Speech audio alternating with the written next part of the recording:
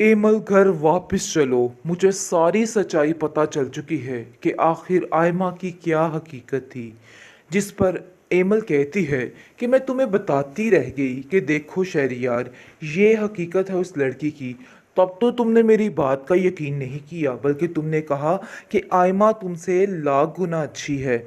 चलो अब भुगतते रहो इन सब बातों को, क्योंकि अब ये सब कुछ तुम्हारे नसीब में है। वैसे जिस तरीके से उसको जलील करके वहाँ से निकाला गया है, इस लड़के के लिए यही सज़ा है इसकी, क्योंकि बहुत बुरा किया है इसने एमल के साथ। और जो जो सलूक उसके साथ उसकी माँ ने किया है, इन सब चीज़ों का हिसाब तो इन लोगों को देना ही पड़ेगा। इस बात में तो कोई शक नहीं है। खैर आप देखेंगे कि दुर्दाना कहती है कि देखो शहरियार, तुम मेरी बेटी के साथ बिल्कुल भी ठीक नहीं कर रहे हो। मैं कभी भी इन सब चीज़ों के लिए तुम्हें माफ़ नहीं करने वाली हूँ। मुझे तुम्हारा ये रवैया बिल्कुल भी पसंद नहीं आ रहा है। आखिर तुम लोग चाहते क्या हो? जो भी आता है मेरी बेटी को जलील करके चला जाता है। बेचारी जलील हो जाती है हर एक से। ये लहदा बात है कि अपनी खाला के मुंह को बोलती ही नहीं और कहती है कि नहीं, मेरी खाला की इज्जत है इस घर में, मैं नहीं बोलूँगी। इसका मतलब ये तो नहीं है कि आप लोग सर के ऊपर ही चढ़ जाओ उसके और उसको जलील करने पर दिन रात एक कर दो। लेकिन आप देखेंगे कि शहरयार कहता है कि खाला, आपकी बेटी जो कर रही है, अगर ये आपकी बहन को पता चल गया तो वो आपको कभी भी इस चीज़ के लिए माफ़ नहीं करेगी, क्योंकि वो जानती ही नहीं कि उसकी जो बांजी है वो किस कदर गिर चुकी है। आगे से वो कहती है, अरे अरे, ये तो उसका हक है।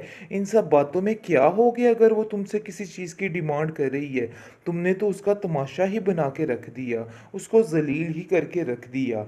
आगे से आप देखेंगे वो कहता है कि मैं बात करता हूँ, लेकिन कहती है कि ये भी याद रखना कि तुम्हारे अंदर और जो अपनी खामियां हैं परेशानी वो को भी नज़र आ ख़त्म जाएं। कर सकते हो। जिस पर वो कहता है कि नहीं, ऐसी कोई बात नहीं और मैं बिल्कुल भी परेशान नहीं हूँ, इसलिए आपको भी परेशान होने की कोई ज़रूरत नहीं। वैसे इसको अपनी सारी हकीकत जल्द अज जल्द इस फ़ाखरा को बतानी चाहिए, ताकि फ़ाखरा जो कि दूसरों की बेटियों पर इल्ज़ाम लगाने पर बैठी होती है, इसको भी थोड़ी अक्ल आए और उसके दिमाग में कुछ बैठे कि कुछ भी हो जाता है होने को, इसलिए ज़्यादा ज़बान खोलना भी सेहत के लिए ठीक नहीं होता है।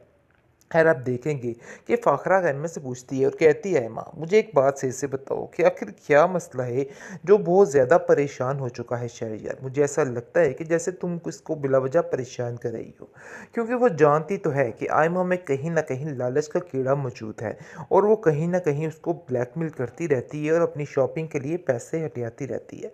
लेकिन आप देखेंगे वो कहती है, मुझे तो किसी बात का कोई नहीं है, असल बात तो ये है जो उससे आप खुद पूछ लीजिए, इसलिए मुझे इस तरह से परेशान करने की और सवाल जवाब करने की तो ज़रूरत ही नहीं है। खैर आप देखेंगे वो वहाँ से चली जाती है और सोचती है कि वो बहुत जल्द इन सब बातों का पता लगवा कर ही रहेगी, क्योंकि अब उसे इन बातों का पता लगवाना है और सारी हकीकत को सामने लाना है कि आखिर क्या वजह है और क्या नहीं है। क्योंकि वो बिला वजह बहुत परेशान रहने लग जाती है, क्योंकि वो जानती है कि कहीं ना कहीं ऐसी बात तो ज़रूर है जिसकी वजह से शहरयार की परेशानी में मज़ीद से मज़ीद इजाफा होता जा रहा है। इसलिए आप देखेंगे कि वो कहती है, अफ़ान, कि तुम्हें इस बात को पता लगवाना है कि आखिर शहरयार इतना परेशान क्यों है। मैं जानती हूँ कि उसको इमल की टेंशन भी है, लेकिन ये परेशानी कुछ और ही लग रही है और कुछ और ही बता रही है, और मुझे ऐसा लगता है कि जैसे बात कुछ और है। इसलिए इस बातों का पता करवाना बहुत ज़्यादा ज़रूरी हो चुका है और हमें इस बातों का पता करवा कर ही रहना है, क्योंकि मुझे लग रहा है कि इमल के अलावा बात कुछ और भी है जो हमसे छुपाई जा रही है। लेकिन हमें इस बात का पता करवा कर रहना है कि आखिर असल वजह क्या है और क्या नहीं है। ड्रामा से बेरंग के नेक्स्ट एपिसोड काफ़ी इंटरेस्टिंग है। तो नाज़रीन, जैसा कि आप देख रहे हैं कि किस तरीके से ये लड़की यानी कि आयमा अपनी चालों में कामयाब हो रही है। उसको तो ऐसी एक टॉपिक मिल चुका है, अब देखिएगा कि क्या क्या कुछ हथिया कर ये सारा कुछ लूट लटा कर ले जाती, क्योंकि ये यही मौका चाहती थी।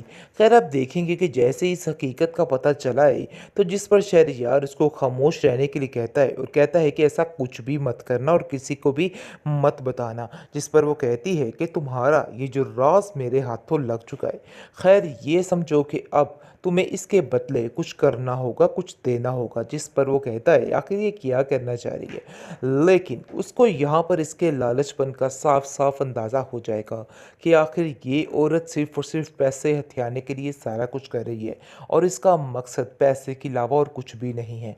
इस चीज़ का अंदाज़ा इसको साफ साफ हो चुका है। खैर वो भी काफ़ी परेशान है और कहता है कि आखिर क्या वजह है। जिस पर आप देखेंगे कि वो उसको कहती है असल बात ये है कि तुम्हें मेरे नाम प्रॉपर्टी करनी होगी और ये करना होगा और वो करना होगा। यानी कि जो उसकी माँ ने उसको समझाया हुआ है कि तुमने अपनी खाला जान का हर चीज़ लेकर यहाँ से फरार होना है और हमें हर चीज़ अपनी मुट्ठी में करनी है। इसलिए ज़रा ध्यान से काम लेना और सोच समझ कर काम लेना। जिस पर वो अपनी माँ की बातों में आकर सारा कुछ कर लेती है और अपने हाथों से अपनी हर चीज़ बर्बाद कर लेती है। लेकिन अभी से इस चीज़ का अंदाज़ा नहीं है कि जब फ़ाखरा को इस बात का इल्म होगा कि वो शहरयार से इन चीज़ों की फरमाइश कर रही है और कह रही है कि मेरे नाम हर चीज़ कर दो, यानी कि उसको ब्लैकमेल करने की कोशिश की जा रही है। लेकिन आप देखेंगे कि फ़ाखरा कहती है शहरयार तुम काफ़ी दिनों से काफ़ी परेशान लग रही हो।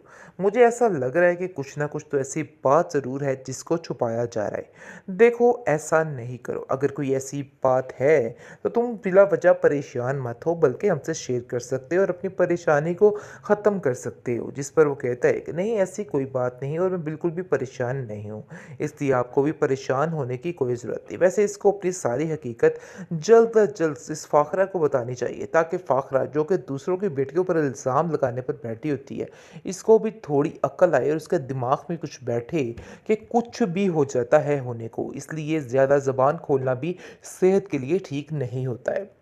खैर आप देखेंगे कि फ़ाखरा एम्मा से पूछती है और कहती है एम्मा मुझे एक बात सही से बताओ कि आखिर क्या मसला है जो बहुत ज़्यादा परेशान हो चुका है शहरयार। मुझे ऐसा लगता है कि जैसे तुम इसको बिलावजह परेशान कर रही हो, क्योंकि वो जानती तो है कि आयमा में कहीं ना कहीं लालच का कीड़ा मौजूद है और वो कहीं ना कहीं उसको ब्लैकमेल करती रहती है और अपनी शॉपिंग के लिए पैसे हटियाती रहती है। लेकिन आप देखेंगे वो कहती है मुझे तो किसी बात का कोई नहीं है, असल बात तो ये है जो उससे आप खुद पूछ लीजिए, इसलिए मुझे इस तरह से परेशान करने की और सवाल जवाब करने की तो ज़रूरत ही नहीं है। खैर आप देखेंगे वो वहाँ से चली जाती है और सोचती है कि वो बहुत जल्द इन सब बातों का पता लगवा कर ही रहेगी, क्योंकि अब उसे इन बातों का पता लगवाना है और सारी हकीकत को सामने लाना है कि आखिर क्या वजह है और क्या नहीं है। क्योंकि वो बिला वजह बहुत परेशान रहने लग जाती है, क्योंकि वो जानती है कि कहीं ना कहीं ऐसी बात तो ज़रूर है जिसकी वजह से शहरयार की परेशानी में मज़ीद से मज़ीद इजाफा होता जा रहा है। इसलिए आप देखेंगे कि वो कहती है अफ़ान कि तुम्हें इस बात को पता लगवाना है कि आखिर शहरयार इतना परेशान क्यों है। मैं जानती हूँ कि उसको हिमल की टेंशन भी है, लेकिन ये परेशानी कुछ और ही लग रही है और कुछ और ही बता रही है और मुझे ऐसा लगता है कि जैसे बात कुछ और है। इसलिए इस बातों का पता करवाना बहुत ज़्यादा ज़रूरी हो चुका है और हमें इस बातों का पता करवा कर ही रहना है, क्योंकि मुझे लग रहा है कि एमल के अलावा बात कुछ और भी है जो हमसे छुपाई जा रही है। लेकिन हमें इस बात का पता करवा कर रहना है कि आखिर असल वजह क्या है और क्या नहीं है।